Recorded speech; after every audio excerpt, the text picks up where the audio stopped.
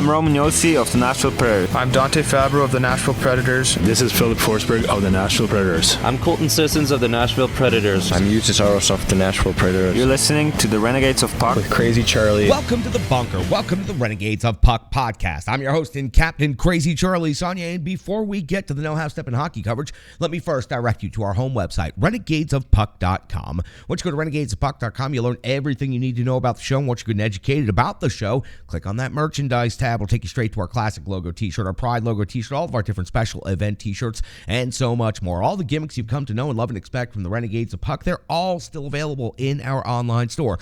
Whether that's socks, throw pillows, wall arts, even bed sets, you can outfit your entire person or your entire home with Renegades of Puck merchandise. And honestly, we would appreciate if you would do that because we've sold out so that you can buy in.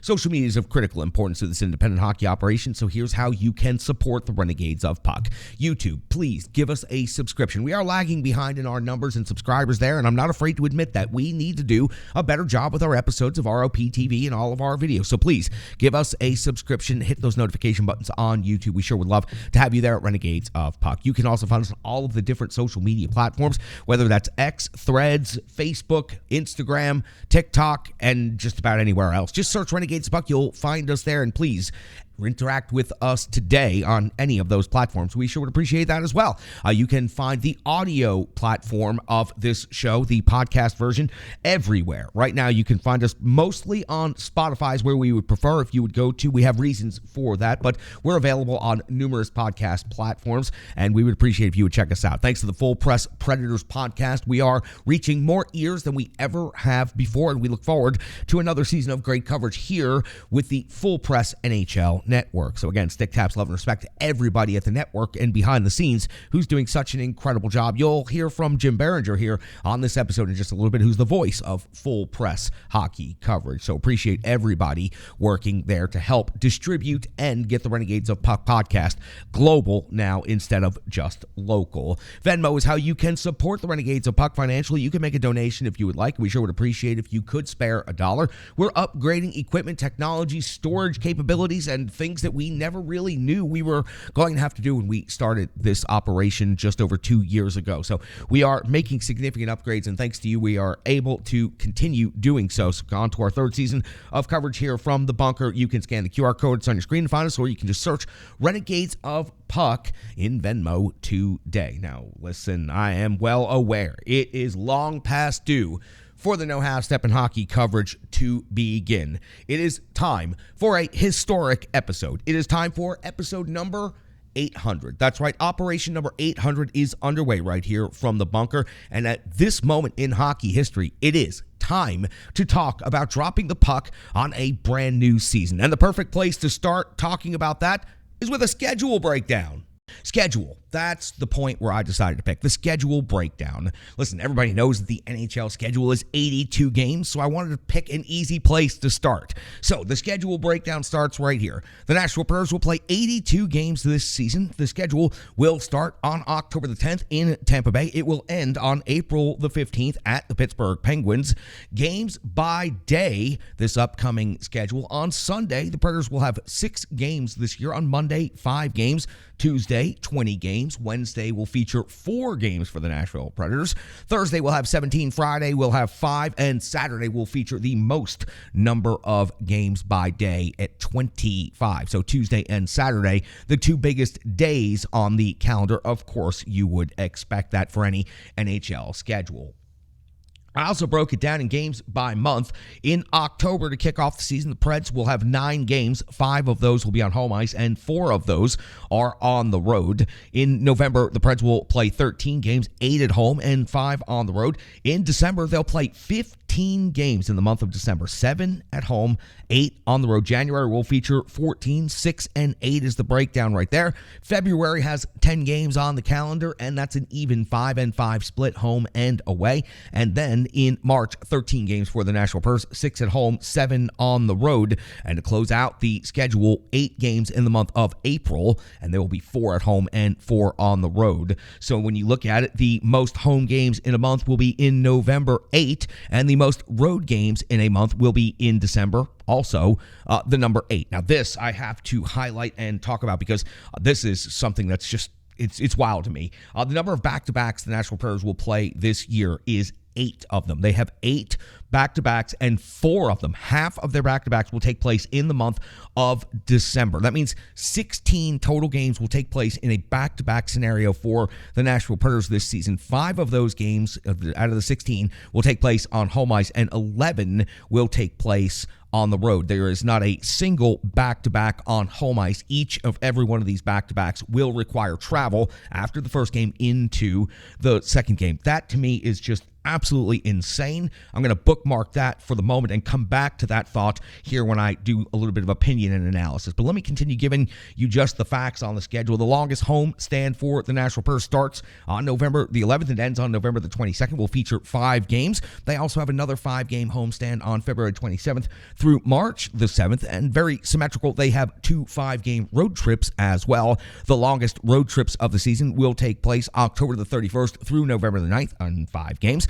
And then February 17th through February the 25th will also be a 5-game road trip for the Nashville Predators. I have to say, the toughest month, I think, is absolutely December. 15 games, 8 on the road, 4 back-to-backs in that month. That is pretty incredible. Now, listen, I mean, starting off the season is not going to be very easy either in October, but the toughest month has to be December. That is a tough schedule. 15 games, 8 road games, 4 of them back-to-back, and that really leads me into my next point, and then we'll do a little bit more schedule talk. Is Philip Forsberg has been known to say, and recently, get rid of the back-to-backs, eliminate the back-to-backs, and I have to tell you, after looking at the Nashville Predators schedule and realizing they have 4 back-to-backs in just 1 month, I truly would like to see the league get rid of the back-to-backs. What would it require? Adding 8 additional days to the NHL calendar, to the NHL schedule?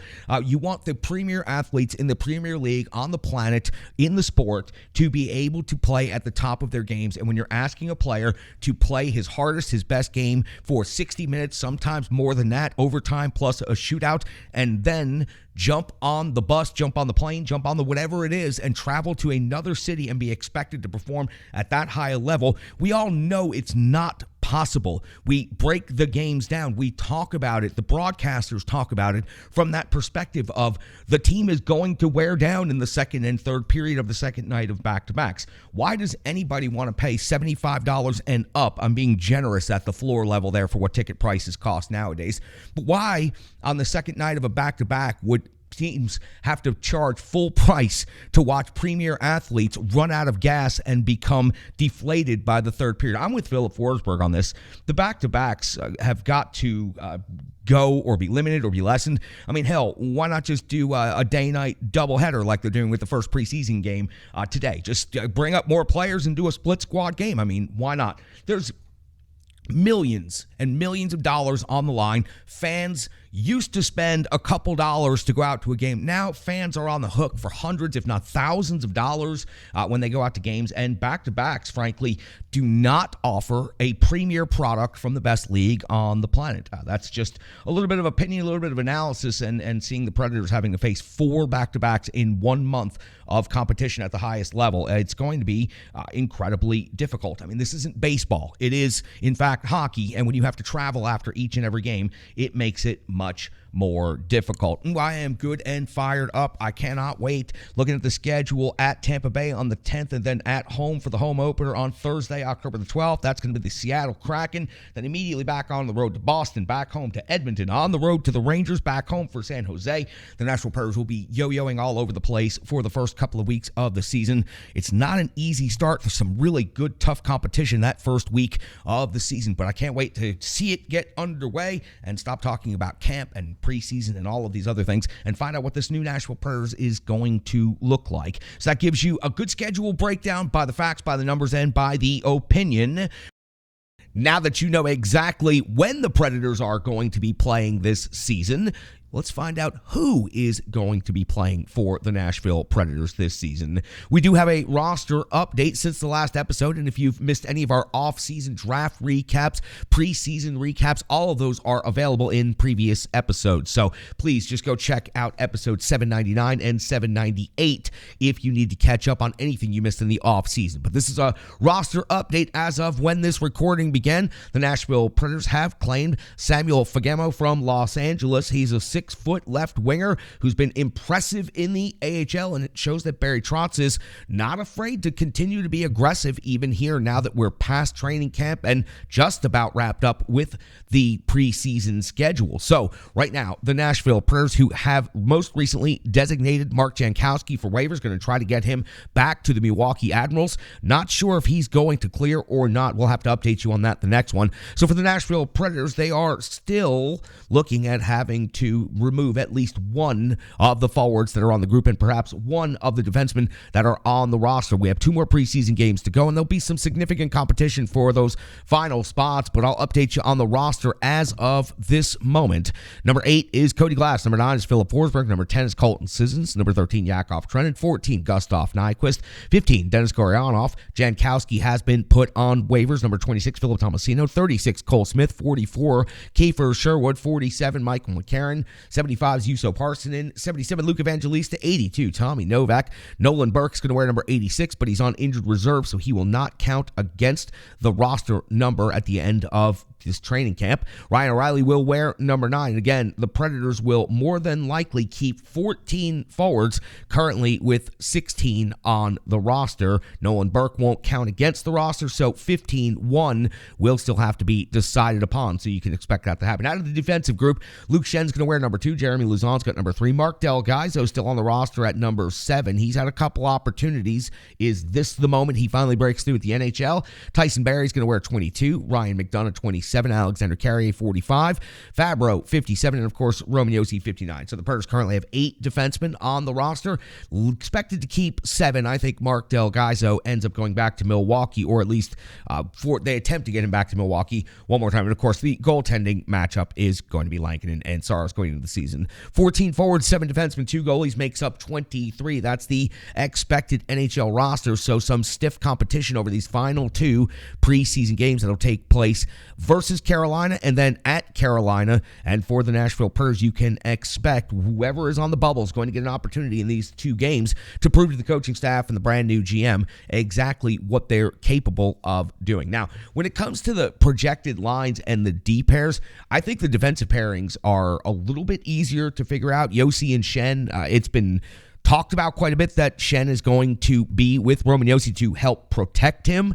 Not sure if we have the right strategy going with that yet, but we'll find out. It's going to take some time. McDonough and Barrie on the second pair, I think, is an incredible pair. I'm going to talk to Jim Behringer about that here in just a couple of minutes. Fabro and Carrier on the third pair. Luzon is your 7th defenseman who checks in on second night of back-to-backs, or perhaps fills in, and somebody's going to get injured throughout the season. It is a long schedule. But when it comes to the lines of the forwards, it's going to be a little more difficult to predict. I think the center position is actually the easiest of the 3 positions to predict. 4 lines, 3 positions. O'Reilly, Glass, Novak, and Sissons is what I've penned in as the projected centers going forward into the season.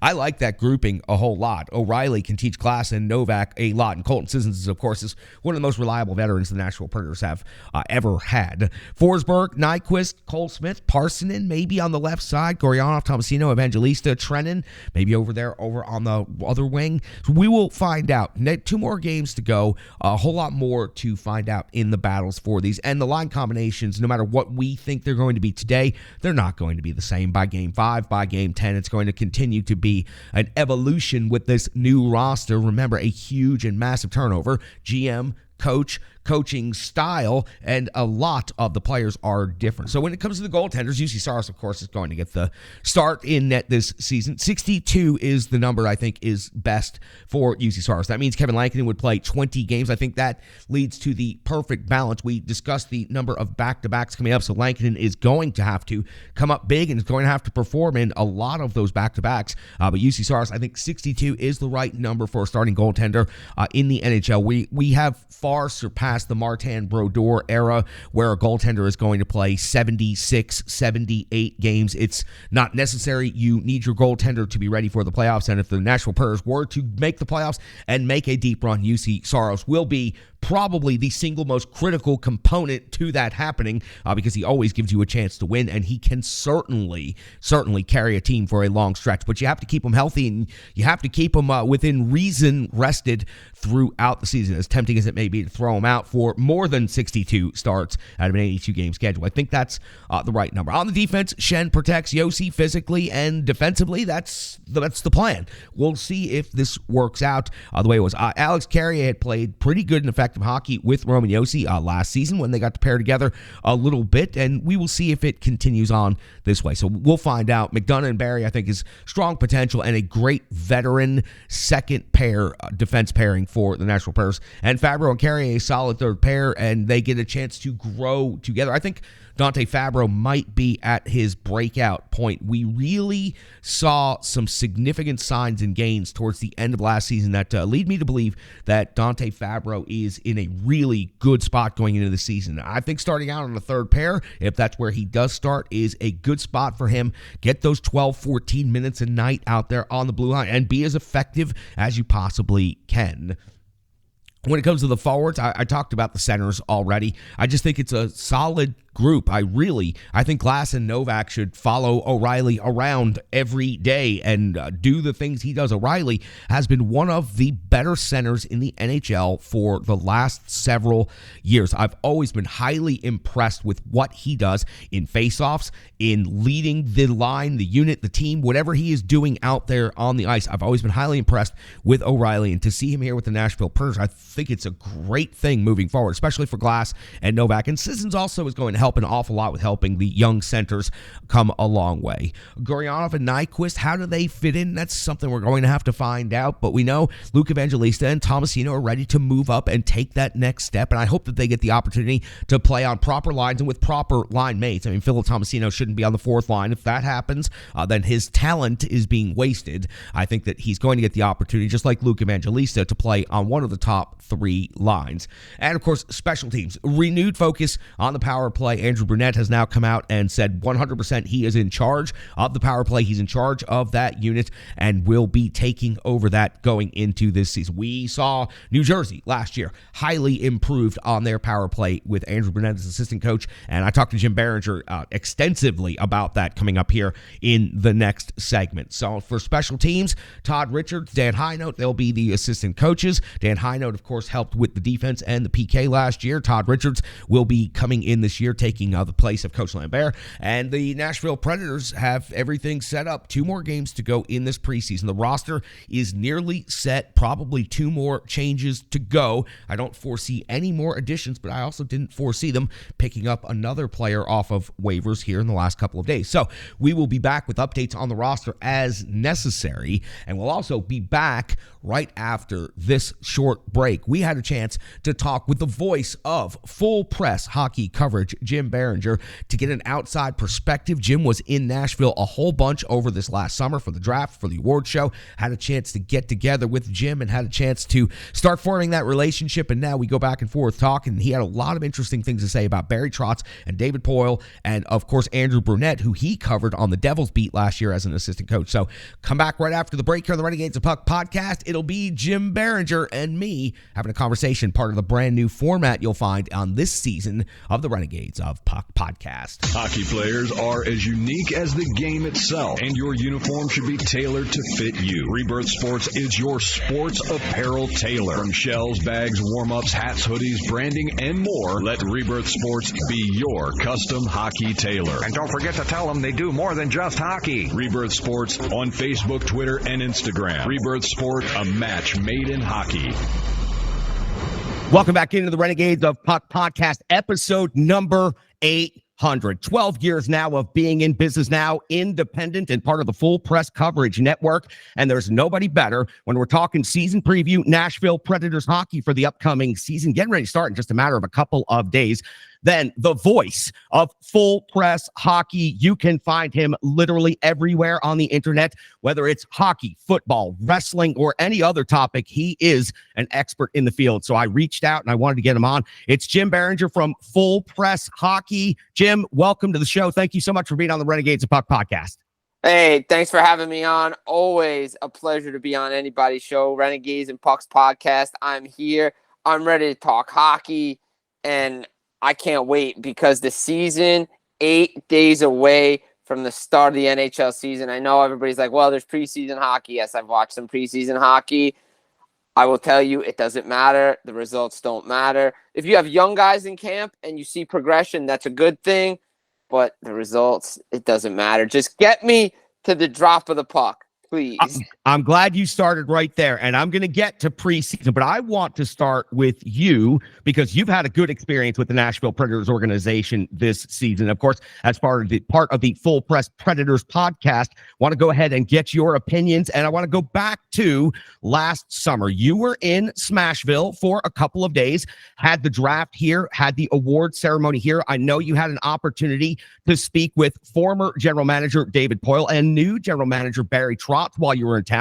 Oh, and you also have some experience that I'll follow up on here in the next question about the new head coach of the Predators. So let's start with the draft and the award show and your trip to Nashville last summer. Just talk to me about your experience down here. Talk to me about the draft in general. And what did you think of the presentation that they put on here in this world-class hospitality and entertainment town? Nashville does it upright. Look, I knew from the minute I came down there that Nashville is a great place for hockey. I actually was at a game years ago down in Nashville. Devils were in town. I wanted to check it out. Came down for a weekend when they opened up the arena, probably mid-2000s. I went down, watched my boys play, watched the Devils play. Great experience. Love the music in between sessions. I'm a big country music guy, so if people didn't know that, I'm a big country music guy. I love Nashville. So this time when the draft came to town, I was like, all right, I can't wait. I want to go back to Nashville. Need to come here. It was hectic getting there, but it's okay. Once we did, it was fun. The presentation was great. Look, let me tell you something, guys. If you've never been to Nashville, you need to go. It not just for hockey, but just for everything. It is awesome. It is a fun time. We were out late nights. Body was sore, but it doesn't matter. It was a fun time. I'm just going to throw that caveat out there to everybody listening. But as far as my experience went, look, the NHL wanted to go to Nashville. Nashville is a perfect partner for the NHL. I know people dismiss, oh, well, you know, Nashville and Carolina. No, you need to experience it because it will change your tune about hockey in the South and hockey everywhere. Because trust me, I was one of those guys, maybe we can make it work, maybe. Look, Nashville embraces the Predators. The Predators embrace Nashville, the people, everybody there. It is a great combination. Now, as far as the draft went, I thought it was a great experience. They did a great job. The hotels were excellent. The people were awesome. The award ceremony, top notch. The red carpet, the whole 9 yards. It was great because the weather was great. It was a little hot for my taste because I had to wear a suit and not look nice. Couldn't be in shorts and a T-shirt, but it's okay. I digress. But anyway, the experience was great. Just being on the floor, listening to these guys talk, seeing how deals are made, what players they're looking at, who they're looking at, running into everybody downstairs, out on the street, just talking with everybody, seeing all the draft picks, seeing how excited guys were to be in Nashville and hoping maybe one day they'd be playing for the Predators. I was talking with a couple of prospects, and he was like, yeah, I've seen footage from Nashville. I really want to get drafted here. I want to play here because this barn's so electric. And that says something for how long hockey has come in Nashville and where it's come. But by the way, shout out to my roller hockey brethren. State Wars was down in Nashville this past weekend. So I just want to shout out to my roller hockey people because I grew up playing roller hockey before I switched to ice. And I still play roller. But back to Nashville, everything was just great about it. Love the town, love the city. I talked to a bunch of players. I will tell you this. They said 4 places they want for the All-Star game. Nashville, Dallas, Vegas, or LA. That's it. And Tampa. That's 5. That's the only places they want to go for All-Star games. I got to tell you, when we had the opportunity to host the All-Star game here in Nashville, plug for the city, they really stepped up, not only changing the format as of that All-Star game to the 3-on-3 that we've become used to the last couple of years, but just the tremendous excitement and all the concerts and the outdoor activities and being able to skate in a 3-on-3 outdoor game myself as part of the Mighty Drunks back in that era, and looking over at the boards and seeing NHL All-Stars standing outside on the Hotel Plaza watching us skate in the middle of the night. Truly an experience. The Stanley Cup final came here, 60,000 people outside, just a otherworldly experience. Now 2 drafts, NHL award show. Nashville has really proven they can put on a show and they can host it, and they do love their hockey here as well. So, Jim, I appreciate you giving us the outsider's perspective. As a kid who grew up playing roller hockey in Middletown, New Jersey, and made my way down through the South via the ECHL and the Greenville Growl, then to Nashville, I experienced the same thing you experienced. I had to see it, feel it for myself, and I have for nearly 20 years now. It's been an incredible run. Let me talk to you about Barry Trotz, the rookie general manager. Now, I covered Barry Trotz for many years as a head coach. I've interviewed Barry Trotz many times, but there's something different about Barry Trotz so far as the GM. No doubt in the last quarter of last season with the trade deadline, the Nashville Predators, with David Poile still at the helm, but Barry Trotz advising in every move, they made some significant changes that showed me that Barry Trotz, the head coach, may have always had a reputation for being extremely conservative and being plenty happy with winning a game 2-1. But Barry Trotz, the GM so far, is talking about take some swings, get me players that get people out of their seats. And there's no doubt Barry Trotz, as a rookie GM this season, stepping up from head coach, is certainly putting a new stamp on this Nashville Predators roster immediately. Absolutely. There's great excitement in Nashville right now. Talking with Barry Trotz, meeting him during the draft, and even after we it was funny. I was coming back after day 2 of the draft after it wrapped up. Got some food, and who do I see but David Poile and Barry Trotz walking over to grab some grub, and we just started chatting again.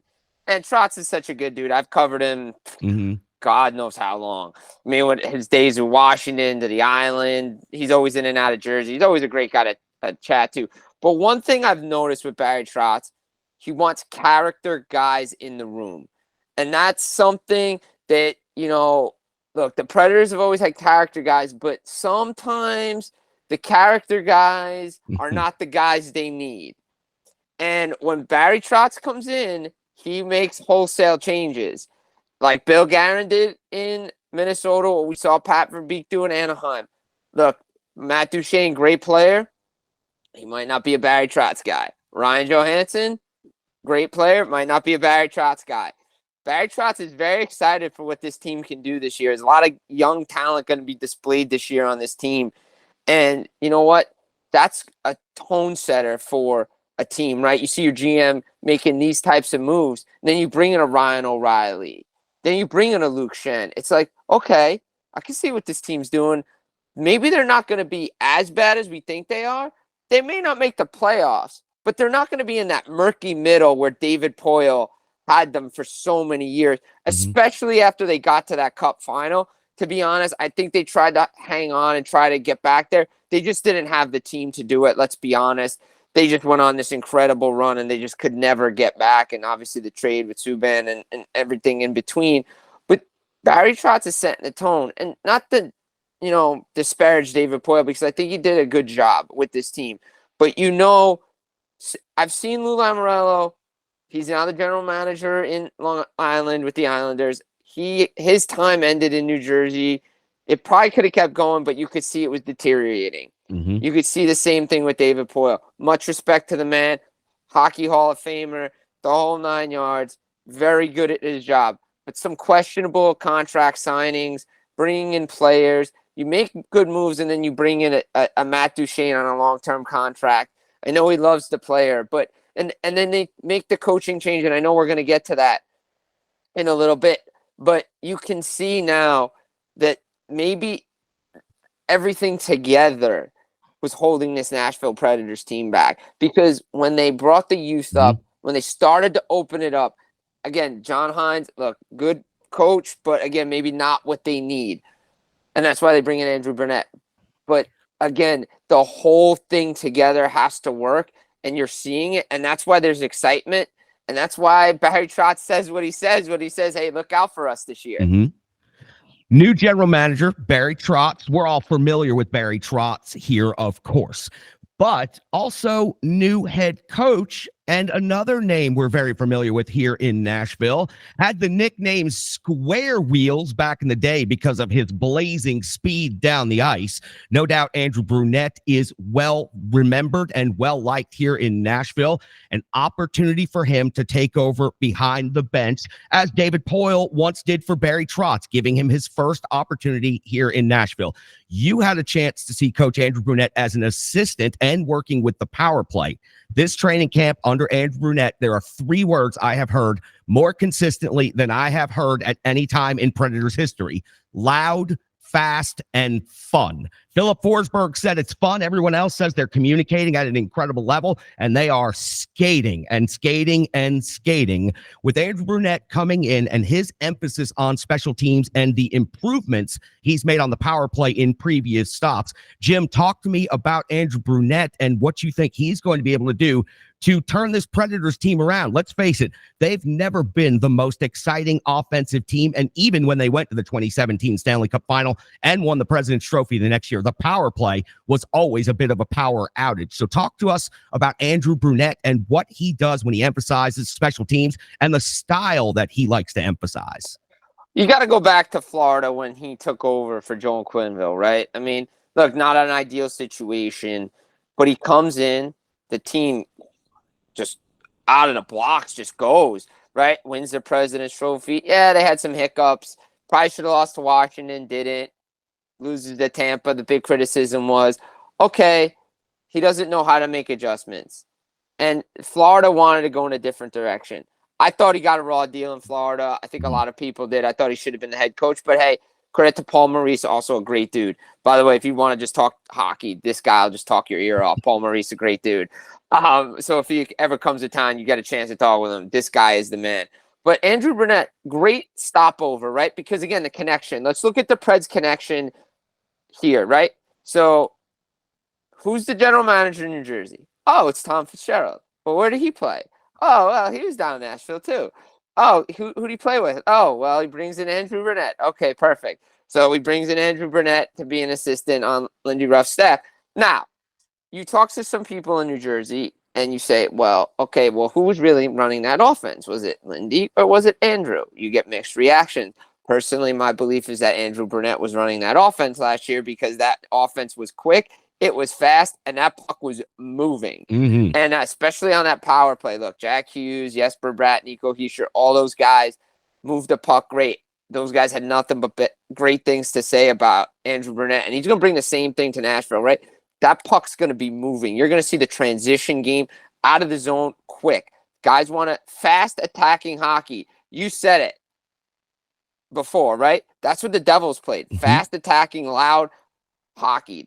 That's what the Preds are going to do with a lot of their young guys, and that's what they want to incorporate. And Andrew Brunette is the perfect fit for this team because they're going to be young. I don't want to say rebuilding, they're retooling, but they're bringing a lot of young talent in here with some veterans, as we mentioned, with the O'Reillys and the Shens. But it's perfect.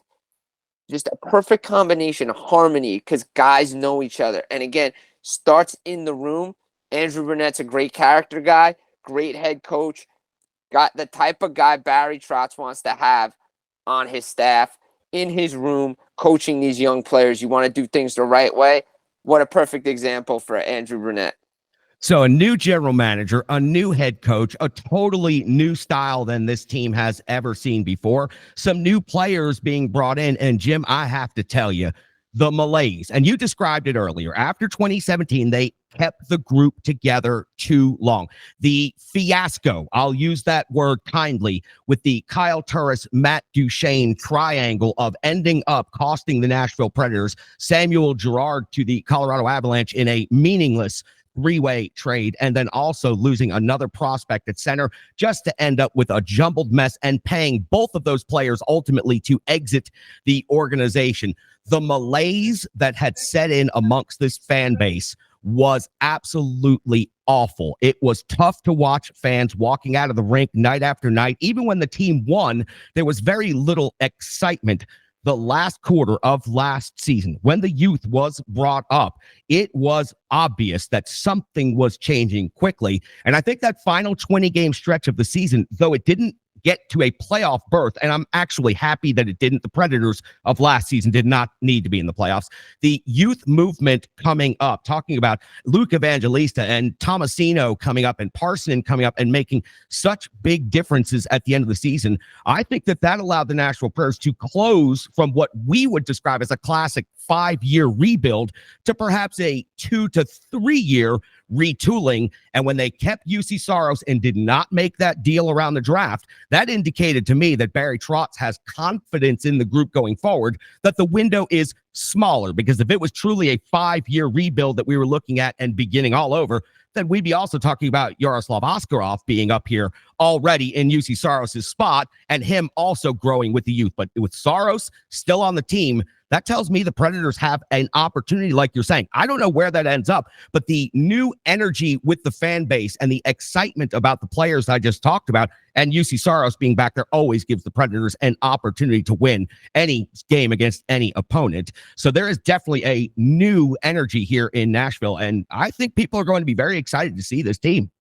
I agree. I mean, I can't wait to watch the Nashville Predators play this year, to be honest. I think they're going to be one of the more exciting teams to watch. You talk about teams on a build and on the upswing. The Predators are on an upswing. You want to talk about the talent that's around the league. You look at Nashville. You mentioned Tomasino. We didn't even mention Dante Fabro. I mean, this kid, right. I think he's going to finally come into his own this year under Barry Trotz. I think that's going to be perfect with Andrew Burnett as well. I think people are expecting him. Don't sleep on this kid. Dennis Gurianov. I think that was an excellent signing by the Predators. I really like that player. Loved him in Dallas. Thought he was going to stay in Montreal and grow with that group up there because of Martin St. Louis, but he finds himself in another great head coaching position with Andrew Burnett. Again, there's so many young teams around there. You go to Arizona out there as well, in the same division as Nashville, and you want to have those teams up and coming. When I've talked to some teams this offseason, some people, you look around and some teams are afraid to do it because they're not sure if fans are going to stick around. But if you have a young, exciting team that's rebuilding, they're going to stick around because they know the future is not too far away. And the Predators are one of those teams. Again, where they end up, I don't know, because guess what? Nobody really knows. Do we think 3 teams are going to come out of the Central? Do we think 4 teams? Again, UC Saros is the difference maker in this team, with this team, and in this division, because I look at it, he's probably still the best goalie in the division along with Hellebuck. Again, where do the Jets finish? Where do the Predators finish? We don't know, but we know Saros is going to keep him in every game. But if this team can skate and play the way it's supposed to be playing. Oh, and by the way, you know who's still on defense? Oh yeah, Roman Josi and Ryan McDonough. Heck of a trade, by the way. McDonough, great player still in Nashville. Look, you think about it, right? No one expected the Predators players last season to do career years again. Before Duchesne left, everybody's like, "Oh, well, Duchesne's going to have another career year." Oh, really? He is? Can he prove it? Is Josi going to have another career year? No, but he's still a good player and he's still a good defenseman. So they have good players back there, and who knows who the next guy's going to be to step up. You mentioned Askarov. Is he NHL ready? I don't think he's even AHL ready, to be honest, because from what I've heard out of Milwaukee, he hasn't played to his potential yet. And I think that was, for me, when I watched him at the World Juniors, I was like, okay, well, he's hyped and he's got all this, but why is he not performing at the level he needs to? So I think Saros is the guy until Askarov can prove he can take the reins. And you know what? For a young team like this, I think you need the goaltending, because we've seen it around leagues. When a young team doesn't have that goaltending, there's no confidence that they can win games. Sneaky good defensive pairing, I think. You mentioned McDonough, also Tyson Barrie coming in and being here this season. I thought he adjusted very well and quickly, and I think that's a really strong D pair. Roman Josi gets Shen to help back him up. Barry Trotz keeps talking about to answer for some of the hits that Roman Josi is susceptible to out there. And then Fabro moving down to the third defensive pair, I think is actually great for his development. Perhaps pushed a little bit too hard in previous seasons. They expectations were incredibly high. But then Alexander Carrier down there on the third pair. So Fabro and Carrier, the young pair, get to develop together. McDonough and Barry are truly a great veteran D pair that any team would probably like to have. And Yossi and Shen. I think the D core for the Nashville Predators is a little bit better than people think about, expect. And Jeremy Lauzon as a 7th D coming off and getting some spot starts, some of the tougher games, back-to-backs. That's a good one. And then adding Ryan O'Reilly, every one of these young players is going to benefit. Glass and Novak at center are going to benefit from watching how he plays every day, how he handles every single shift. All of the young players will benefit from that, but nobody will benefit more than the 2 centers that follow him. And Tommy Novak is quietly becoming one of the better young pivots in the league. I hope people get a chance to watch Novak this year. And Glass emerging as the prospect that he was hyped up to be a couple of years ago. All of this happened in the final quarter of last season. I'm telling you, Jim, it really brought a newfound energy to the team. And then adding Ryan O'Reilly for his leadership and his mentorship, I think is just going to be absolutely a great thing for this Predators team. Yeah, a little head scratching. Some people would say, oh, bring in O'Reilly on that deal and Shen. I'm like, you need veteran presence there. The Devils talked about it too. Again, right out of Barry Trotz probably talks with Tom Fitzgerald. All these guys talk about the book and how to play it. It's the same book. Everybody's got the same playbook. The young players with the veterans, the mix. But Ryan O'Reilly knows how to win, right? And he knows what it takes. And he's been through rebuilds. But he's having fun now, right? I think he didn't have fun in Buffalo or else he would have stayed there with what they were doing. He's having fun. Again, Novak, Glass. You look down the roster, Gurianov. I mean, there's so much. Gus Nyquist they bring in. I think that's a great, tremendous add as well.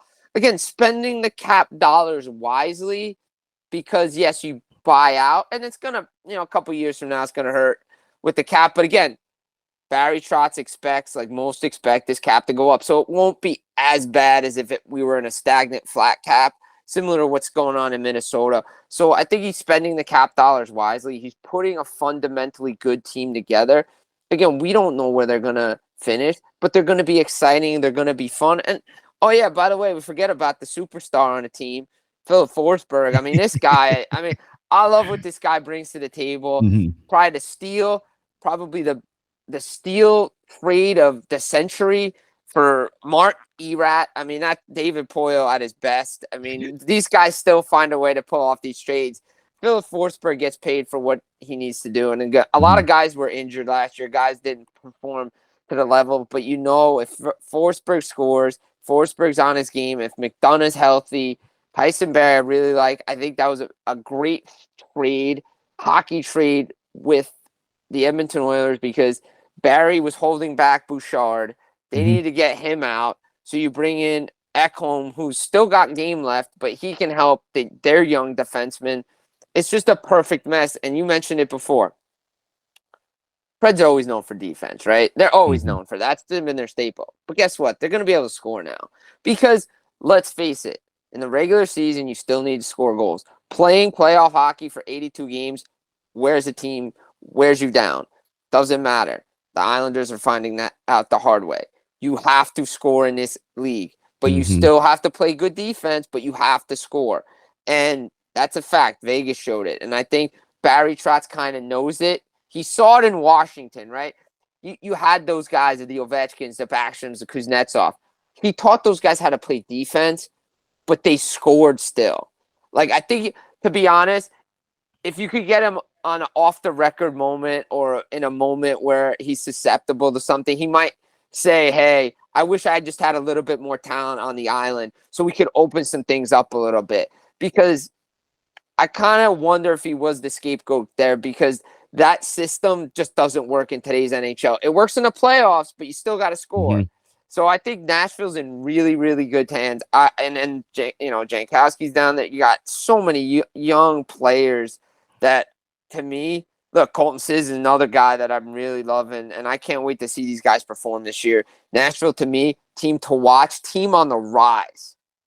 Colton Sissons is the sheriff. If you need a defensive zone draw one over the last decade of Nashville Predators hockey, you call number 10 Colton Sissons out there on the rink. He's truly one of the most reliable, durable, and affordable players that the Nashville Predators have ever had. And honestly, if he had more skill, or maybe in a different generation as being that true meat and potatoes guy, he might have a letter on his sweater at this point in his career, because he truly is a glue guy, and every roster needs one like that. A lot of people around the league might not know Colton Sissons. They might not even recognize the name as we discuss him. But if you watch this guy 82 games a year, he is the lunch pail and hard hat dude. Shows up, wins the dirty face-off, scores the greasy goals, and he was robbed of the most famous moment in his career when he tipped that puck in after the whistle in Game 6 of the Stanley Cup Final right here in Nashville. Truly, truly the moment that no one will ever forget in Smashville. Jersey Jim, this fantastic conversation, unfortunately, has to come to an end. I can rock and roll with you on a number of topics, and we could go all day long, but I know you've got a lot of things to do, whether it's professional wrestling, and we're going to talk about that here in the future, or it's hockey, anything going on in the world of sports. Jersey Jim's got it covered. The voice of Full Press Hockey. Jim, I can't thank you enough. Episode 800 for the Renegades of Puck here on the Full Press Preds podcast. Thanks so much for being my guest. And man, you are welcome anytime. And please, if we can ever do anything for you here from the bunker, we're more than happy to help. Absolutely. Hey, thanks for having me. Always a pleasure talking hockey with you. Predators, it doesn't matter what the sport is. You catch me everywhere. Like you said, voice of Full Press Hockey, a million things going on. It's Monday. So much excitement because the National Hockey League is finally coming back. We're about 8 days away. Can't wait for puck drop. It's just, I got those chills down my spine. I'm ready for anything. And absolutely, I will be reaching out to the bunker because I can't wait to have you on my shows, because we can talk for hours. I mean, we probably won't, but we can. Oh, we can, though. Well, we can. But we can talk some wrestling. We could talk some hockey. We talk whatever. But again, this has just been my pleasure to join the Preds podcast, the Renegades of Puck, episode 800. I'm a pleasure to be here. My experience. One final note from the draft, though. I will say, classy move, Tom Fitzgerald, to allow David Poile to make his final draft pick. They traded picks, the Devils and the Predators traded picks in the final round. He just allowed him to take this final goodbye to Nashville and make one final pick before handing off the reins to Barry Trotz. So I thought that was a really, really cool moment. I'm glad you brought that up, because that's kind of something that's slipped under the radar now and forgetting about with time passing. But that was a great moment, and I'm glad you enjoyed your trip to Nashville. Jim, don't hesitate. Come on back for a game this season. I'll be there. We can check a game out together. We can do some analysis together, film a whole bunch of content, a whole bunch of Renegade ways all around the city, and it'll be a blast. Jersey Jim, I come from your country, so I am always happy and proud to talk to somebody from the old home state. Union Beach, New Jersey is where I was born and raised. Red Bank Regional High School is where I went, and I skated in the parks of the Middletown youth system. So always great to catch up with you, Jersey Jim. I can't wait to do this again. Absolutely can't wait. Always a pleasure to be on here. Hey, guys, check me out. You know I'm everywhere. Name a time, place, I'll be there. And I can't wait to be in Nashville, because I'm definitely checking out some games this year. I will hook you up, no doubt. Jim, thanks so much, man. I appreciate you. This was really fun. And seriously, you got my email, you got my direct message. Send me a phone number if you ever want to talk. You could text me, you can call me. I don't care. I'm always available. What you do is what I do, except I've relocated from Jersey to Nashville, but I literally am going to be in this studio for the next 7 hours recording preview segments, content, all this stuff I've come and cranking out leading up to the season. So anytime, man, I'm always just sitting here ready to talk, and I'm always willing to. Absolutely, man. Take it easy.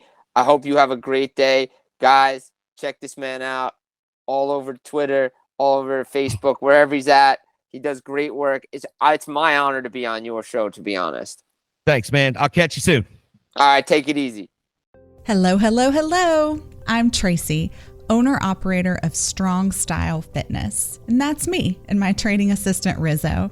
And we are here to bring you fitness that meets you where you are by offering circuit classes, bar-inspired classes, Tabata workouts, boot camps, guided stretching, and more, all taught by a certified personal trainer, me.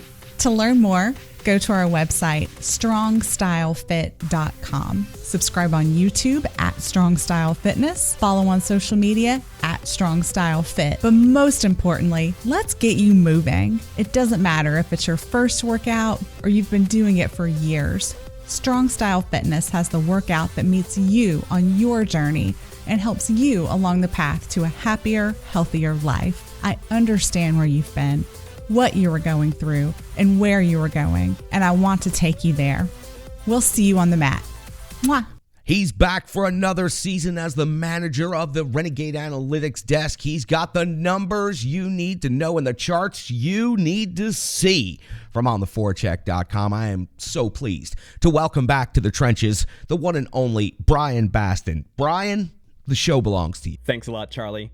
Well, it feels great to be back in the trenches again with you, Charlie, and the rest of the Renegades of Puck. Of course, I am Brian Baston here at the Renegade Analytics desk, and I'm back for another year in the trenches with you all. And of course, that means that we're going to be getting lots of stats and numbers and maybe some new stuff, but things along that line. Now, of course, we're here because this is a very special episode.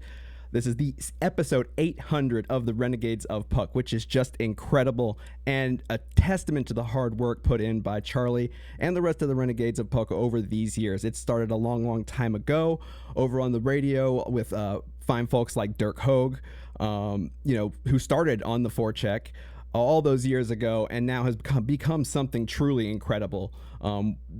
We've had more views than we did last year than we have ever had before, and downloads. And so, again, I am extremely proud to be in the trenches. But what you're here to see is the Renegades Analytic Desk and my one big stat. But, of course, I'm not going to start with just one stat. So we're going to have three big stats today as we look at the Predators.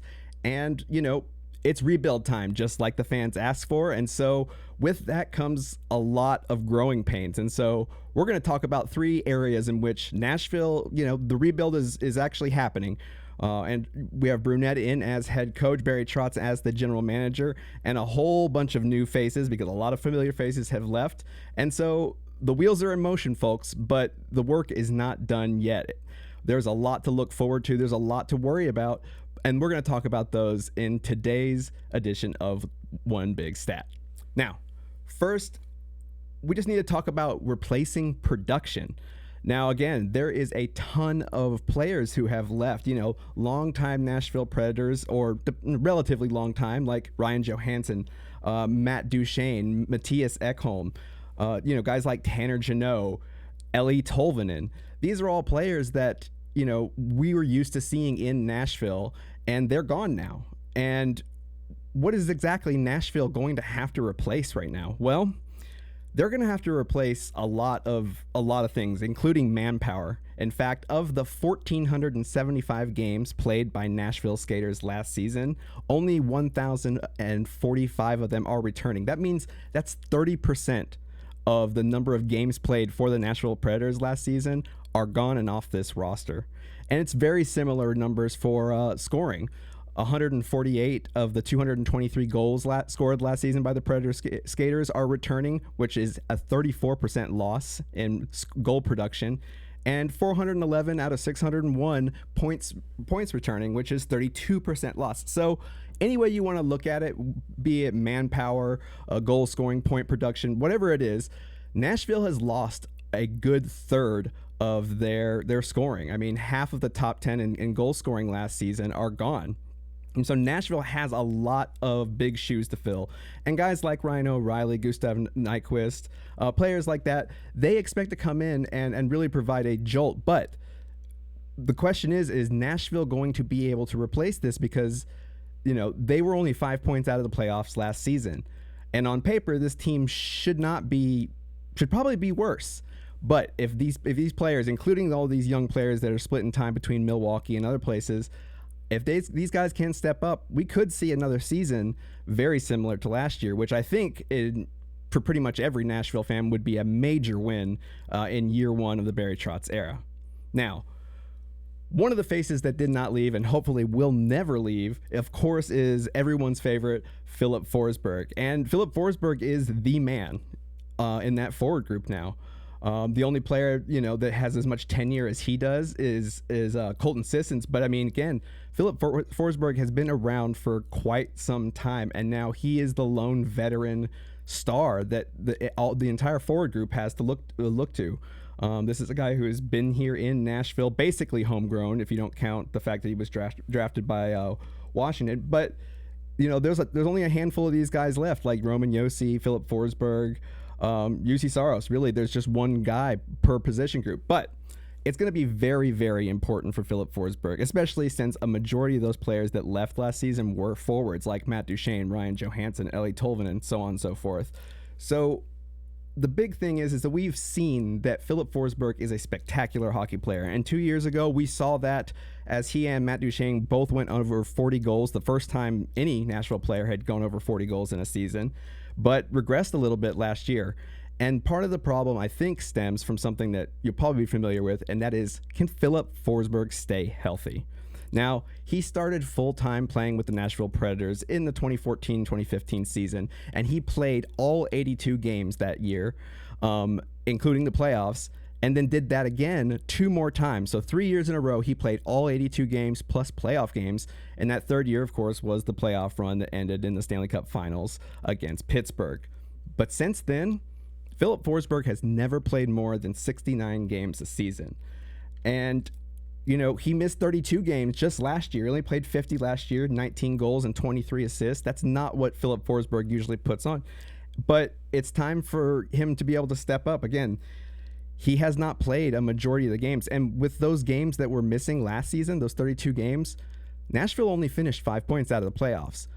Philip Forsberg being there for maybe half of those missed games, say maybe 17 more games, that could have been the difference between everything changing or Philip Forsberg being there and being enough of a difference maker to drag the Nashville Predators into the playoffs last year. So I think that Philip Forsberg has a lot left in the tank. It's going to be very important that he comes back healthy, and he's looked like it so far. He's played like a man possessed in the preseason, but he's got to come back and he has to lead this team because there's not a lot of support around him. These are a lot of new line mates. These are, he's going to be on the first line with players that, he's never played with these combination of players before. And so there's going to be a lot to watch, and he is the guy, the veteran leader in that forward group. And so everybody's going to be looking to him to step up, and we have to hope that he can stay healthy, and we'll see the Philip Forsberg of old. Now, of course, I would be remiss if, I didn't talk about something that's a little off the ice, and that is the salary cap. And there's a couple points I want to make about the salary cap here for the third big stat of the night. Well, currently Nashville sits with about $7.1 million in cap space, which, depending on cuts in camp and how the 23-man roster shakes out, it should be around that number, $7.1 million. Now, that gives them some flexibility to start the year. I think that when it comes to replacing players in the lineup, they'll probably go to Milwaukee and those players to try and call them up and give them a chance because, the training camp roster is still crowded. And there's a lot of guys that are just barely not making camp this season that I think will be first ones called up. So I don't expect Nashville to go out and go sign a free agent unless it's absolutely necessary. But they've got space to make things work. Say, come around the trade deadline, if they want to move a piece and need to take on some extra cap, they can do that. Unfortunately, though, this is a good start and gives us reason to be optimistic this season. They don't have very much to spend the next few years. Now, we heard from Gary Bettman earlier this year that they expect the salary cap in the next couple of years to go up to around $86 million, which is good, but those gains in the salary cap are not going to be realized by the Nashville Predators. This year, they will be paying 4 players a significant amount of money to not play a game for the Nashville Predators. For example, this year, they are paying $8.8 million of cap space to those players no longer on the team. Ryan Johansson, Matt Duchene, who was bought out, Kyle Turris, who was bought out, and Matthias Ekholm, who they retained $250,000 for the next few years, which is not a huge sum, but still, that's 4 big players on the books. These are guys that are, highlights of David Poyle's career as a GM, and they're all gone. And so Nashville is basically paying, almost $9 million for 4 players to suit up against them, in various teams. So that's not great, but it gets worse. The following year, it increases to, they'll have $11.8 million being paid to those 4 players, which means that they're almost going to be losing cap space, even though the salary cap may go up by that. Johansson goes off the books the following year in 2025, but Nashville is still again on the hook for $8.8 million, and they're not going to be done. They've got several more years after that where they'll be paying probably an average of around $3.5 and $4 million. So Nashville has to be extremely careful with what they do and going out and making any signings either after this year, a trade deadline, anything like that, because they have some money to spend now, but money is going to be a real tight issue in the future for general manager Barry Trotz. And of course, there's always this looming specter of Shea Weber. If Shea Weber retires in the next couple of years before the original contract is up, the cap recapture penalty will happen, and Nashville will all of a sudden be probably paying another $6-7 million a year as part of that cap recapture. So I don't think that's going to happen. However, stranger things have happened. So Nashville's in a little bit of a bind, and so spending money is going to be extremely important for GM Barry Trotz, again, who is a first-time GM, but in Barry we trust, so we'll see how it goes. Well, that's it for these 3 big stats and me at the Renegades Analytics Desk. But first, I do want to say a couple of things. First, a special shout-out to Jim Beringer of Full Press Hockey. It was great to have him here and stopping by, and it's good to have great hockey minds like him in the trenches with us, and I'm really looking forward to working more with him in the future. And of course, I do want to talk about, I am still with On the Forecheck, but as you may know, On the Forecheck has gone through a bit of a transition in the last few months. We have now recently relaunched as part of the For Hockey Fans Network, which is really exciting. It is a lot of the websites that were moving away from SB Nation and Vox Media. A ton of work was done by our site manager, Kate. Steph Driver, who of course was our boss over there at SB Nation, is still leading the effort there, and a bunch of other people have worked really hard, and now On the Forecheck and all of these sites are now fully independent, which is something that's really great because we can treat our writers better, we have more freedom over what we do, and we're really looking forward to your support as we launch into a new era, because even though the network that we're affiliated may have changed, On the Forecheck has been here for a very long time and will continue to be there, so be there for you all. And of course, Charlie, always honorary at On the Forecheck and vice versa, and so it's great to continue this partnership this year, and I'm really excited to see what the future holds for us here in the trenches. So I'm Brian Baston at the Renegades Analytics Desk, and back to you, Charlie. The digital environment can be quite intimidating, time-consuming, and cumbersome, especially with all those other areas that need attention at your business, and that's why Stripe Digital Solutions is here to help. I know, because that's exactly what Stripe Digital Solutions did for me and the Renegades of Puck. From designing my home website and helping me create my merchandise to special event posters, brand building, and social media management. But it's not just that, it's so much more. Stripe Digital Solutions has helped me every step of the way. From startup to full-time operation, Stripe Digital Solutions has been there to assist and advise every single step of the journey. In today's fast-paced world, the path to success is having a strong digital partner, and nobody is better in the trenches than Brandy and Stripe Digital Solutions. Get the solution before it's even a problem with Stripe Digital Solutions. Welcome to the bunker. Welcome to the Renegades of Puck podcast. It's time for the captain's update number 3. 2 years ago, I sat right in this very spot with an incomplete bunker around me, and I announced a brand new project.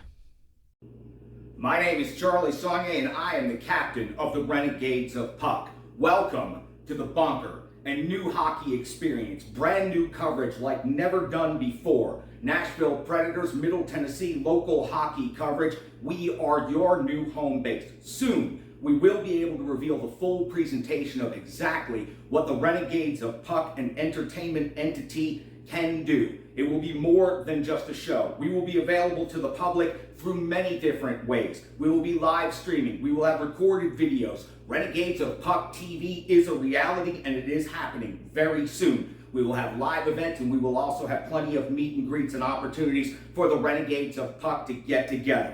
For now, what I need you to do is go to renegadesofpuck.com and make sure you are following the Renegades of Puck on all of our different social media platforms. We're going to offer different presentations in different ways. We'll be using Twitch, we'll be using Twitter, Facebook, and of course, our home right here on YouTube at the Renegades of Puck YouTube channel.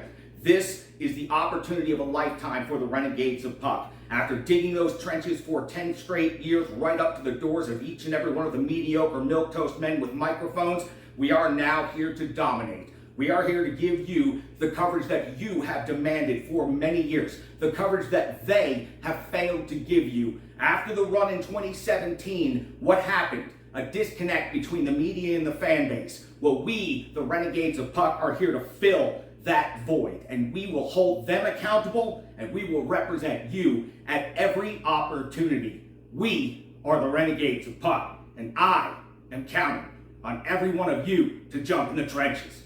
Join us. Renegades of Puck TV, coming soon.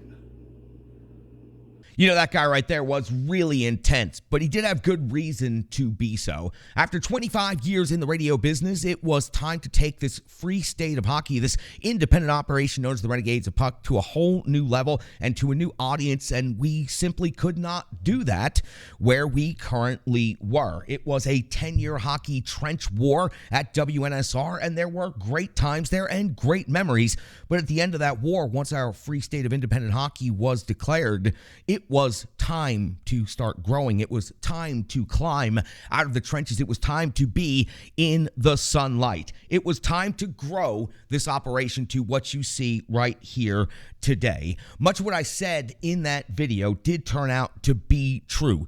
We have introduced a new and different way of covering hockey, especially here in the local area. We've also introduced to you many new voices, and we've given many new opportunities to different Renegades Puck and different analysts covering a wide variety, a myriad, if you will, of different topics in and around the hockey community, and it has been tremendous fun.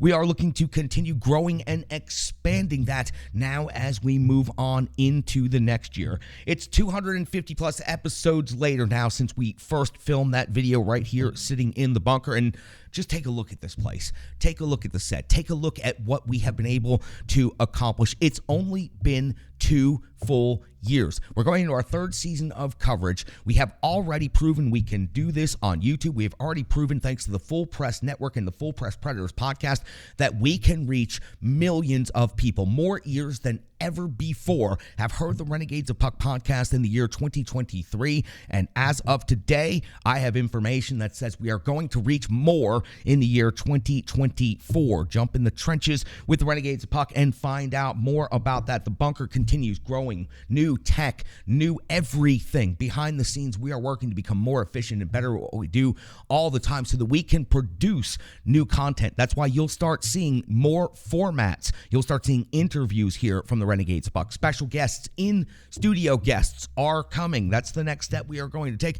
and we're going to continue building this until it's bigger than it has ever been. We did more shows in the last season cycle than we ever did in our 12 years of existence. The Full Press Network has truly put us on that next level that we were seeking to get to. We've also brought the community together. As I stated on day one, we would put on live events and we would bring the hockey community together. We're doing that. Home Base Freakout's been a great success the last 2 years, and of course, we're looking to do Home Base Freakout 3 sometime early in the year 2024. Of course, we'll announce the date as soon as we know. So we've brought the community together. Listen, some of our events have been massive. Some of them haven't been so big, but they've always been about bringing you and us together, and that has been tremendous fun. Whether it is the media, whether it is the fans, whether it is former players, special guests, VIPs, we knock all the barriers down. We bring everybody together, and we hang out, and we have a good time as part of the hockey community. The hockey team up and running. We're into season 2. We're improving. We're growing. We're getting better all the time, but we have a hockey team now, Renegades of Puck, and you can come out and see us. As a matter of fact, you have free admission to come and see us. So we're doing so many things, and the next season we'll see an increase in coverage, as I've already mentioned. The interviews, guests, new analysts, and so much more. It's time, Renegades, to jump back in the trenches. It's time to re-engage in hockey trench warfare, and I cannot wait to do that, starting with episode number 800, the season preview coming up. We've got incredible guests coming up on that. We've got analysts. We've got a whole lot coming up. 800 and beyond. We can make it to 1,000, Renegades. I know that we can, and we can do it maybe even before the end of this season cycle. Let's jump in the trenches. Let's do it together. See?